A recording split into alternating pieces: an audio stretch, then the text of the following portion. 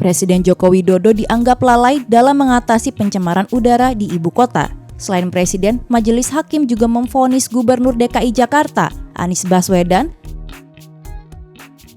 Menteri Lingkungan Hidup dan Kehutanan, Siti Nurbaya Bakar, Menteri Dalam Negeri, Tito Karnavian, dan Menteri Kesehatan, Budi Gunadi Sadikin. Keputusan ini diumumkan oleh pengadilan pada Kamis 16 September lalu dalam sidang putusan di Pengadilan Negeri Jakarta Pusat. Diberitakan oleh BBC Indonesia, pejabat-pejabat tinggi ini divonis melakukan perbuatan melawan hukum setelah sebelumnya digugat oleh Koalisi Ibu Kota terkait pencemaran udara di Jakarta. Dalam putusan itu, Majelis Hakim telah menginstruksikan Jokowi dan para pejabat yang tergugat untuk meningkatkan standar kualitas udara nasional, khususnya di DKI Jakarta. Instruksi ini juga termasuk mencatat penurunan dampak kesehatan masyarakat akibat pencemaran udara, serta melakukan uji emisi berkala untuk kendaraan tua dan uji kualitas udara. Tentunya putusan baru ini menjadi kabar baik bagi 30 warga Jakarta yang diwakilkan oleh Koalisi Ibu Kota yang menggugat pada 4 Juli 2019 lalu. Terdakwa terbukti lalai dalam mengendalikan pencemaran udara. Kami mengapresiasi putusan tersebut dan kami puas, kata pengacara para penggugat Ayu Eza Tiara kepada Reuters. Dalam gugatannya, warga mengeluhkan kualitas udara Jakarta yang tidak sehat selama bertahun-tahun. Khalisah Khalid, sebagai peneliti lembaga Walhi sekaligus salah satu penggugat mengatakan, latar belakang dirinya mengajukan gugatan karena ia memiliki anak berusia 10 tahun yang sering mengalami alergi dan mimisan sejak kecil. Tidak hanya dirinya, tapi ia yakin semua orang tua pasti ingin anaknya bisa tumbuh dan berkembang di lingkungan dengan kualitas udara yang bersih dan sehat. Menurut data dari AirNow, sebuah alat pengukur kualitas udara yang dipasang di Kedutaan Besar Amerika Serikat di Jakarta, kualitas udara di Jakarta Pusat pada bulan Mei 2021 masuk dalam kategori tidak sehat untuk kelompok sensitif. Dengan kemenangan gugatan ini, Khalisah dan kelompoknya berharap pemerintah bisa menerbitkan peraturan yang dapat menjamin perlindungan kesehatan masyarakat Indonesia.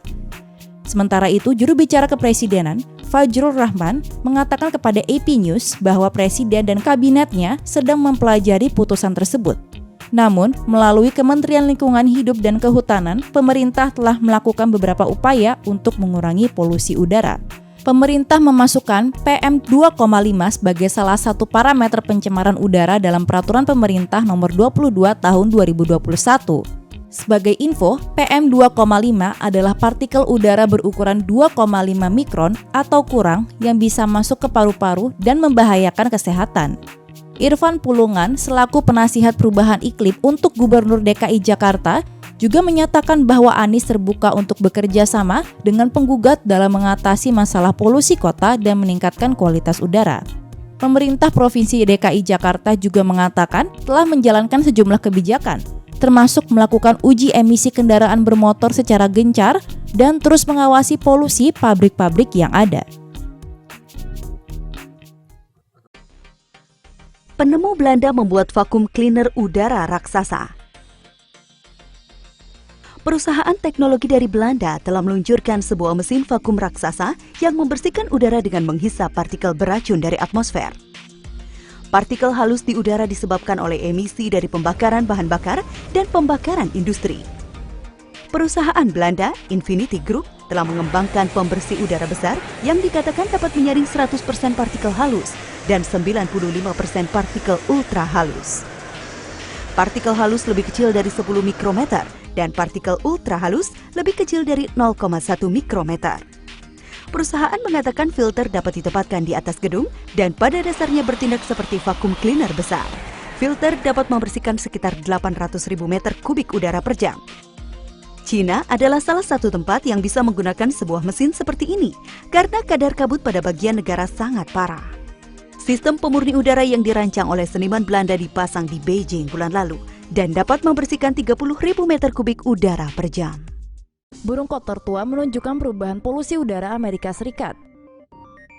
ilmuwan menganalisis jumlah jelaga pada burung di museum dari kota Rust Belt untuk melacak polusi udara di Amerika Serikat selama 135 tahun terakhir. Penemuan terbaru menunjukkan perubahan warna pada koleksi burung di museum dapat digunakan untuk memperkirakan jumlah udara karbon hitam dari waktu ke waktu. Peneliti mencoba lebih dari 1.000 burung yang dikumpulkan selama 135 tahun terakhir untuk mengetahui dan mengukur efek jelaga di udara dari kota Rust Belt seperti Chicago, Detroit, dan Pittsburgh. Untuk melacak perubahan dalam kelembapan, para ilmuwan memotret burung-burung itu dan mengukur cahaya yang dipantulkan darinya. Mereka menemukan bahwa burung yang lebih tua lebih kotor dan burung baru lebih bersih. Tim menemukan bahwa jelaga pada burung melacak penggunaan batu bara dari waktu ke waktu. Para ilmuwan juga menunjukkan bahwa meskipun burung baru lebih bersih, tidak berarti udara Amerika Serikat kurang tercemar. Banyak polutan yang dilepaskan ke atmosfer saat ini tidak mudah dilacak seperti jelaga. Solusi kreatif untuk polusi udara. Para ilmuwan di Inggris telah menciptakan daun biosolar yang berpotensi menyedot karbon dioksida dari atmosfer. The Guardian melaporkan Imperial College London dan startup teknologi Arborea bekerja sama untuk membangun daun biosolar yang akan mampu menghilangkan gas rumah kaca sambil menghasilkan oksigen untuk disebar ke udara. Pendiri Arborea, Julian Melchiori, mengatakan kepada Guardian bahwa teknologi baru ini mampu memproses karbon dioksida pada tekanan yang sangat rendah. Menurut rilis berita Imperial College London, daun biosolar dibuat oleh sistem budidaya yang mampu menumbuhkan kehidupan tanaman kecil seperti mikroalga dan fitoplankton ke dalam struktur seperti panel surya. Para pengembang mengklaim bahwa teknologi ini dapat melakukan pekerjaan 100 pohon, sementara hanya menggunakan luas permukaan 1 pohon. Mereka akhirnya berencana untuk menempatkan struktur ke atap bangunan besar di kota-kota untuk meningkatkan kualitas udara. Menurut rilis berita Imperial College London, sistem budidaya daun biosolar akan digunakan di situs kampus selatan Kota Putih sebagai uji coba.